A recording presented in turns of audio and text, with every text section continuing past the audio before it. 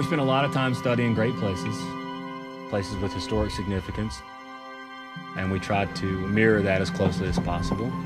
I mean, we like to create environments and places where people want to come and live. I believe that we're placemakers. And we do. We spare no expense to create a really well thought out, well planned environment.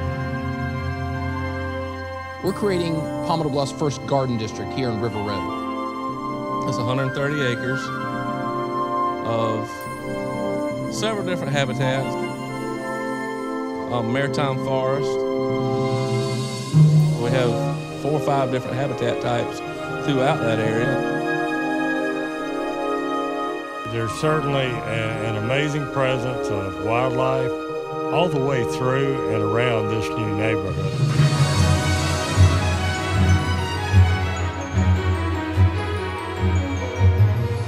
The genesis of this neighborhood was to take what's worked for us so well in the past, which is a concentration on quality, traditional architecture, and a low-country theme, and combining that with a village landscape. The houses are going to be oriented to the street.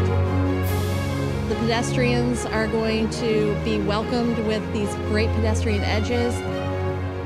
It's all different types of fence styling, wood fences.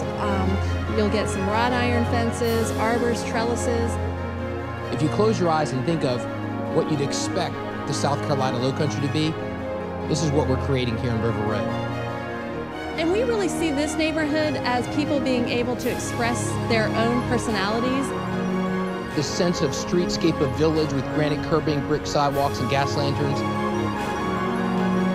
They'll also be able to enjoy a park system that will allow for different activities.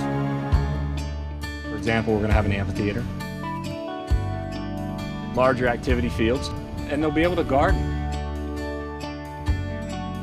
We really want the gardens to take the foreground, and that's what your eye is going to be drawn to. So that's where we see adding the real pop and the real pizzazz, and the color will show through with the landscape.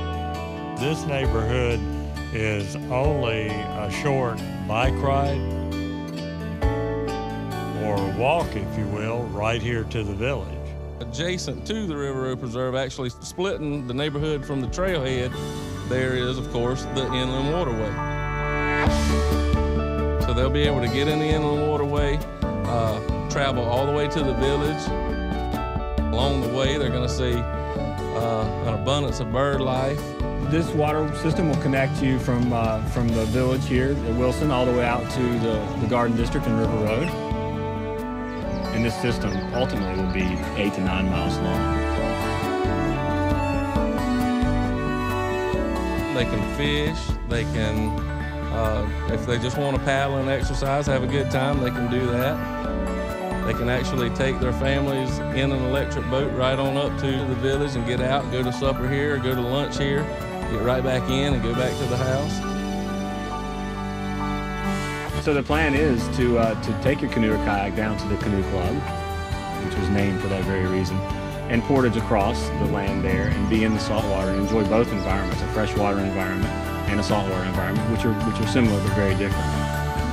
There's no other community that I'm aware of in the Low Country that will have such a large waterway system tied to the saltwater system.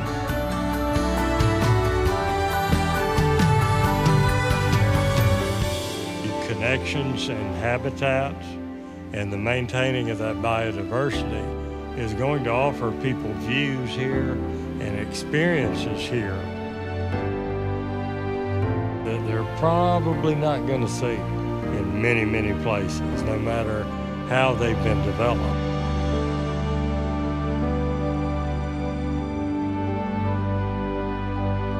And I think that's one of the great stories that we need to tell a little more often.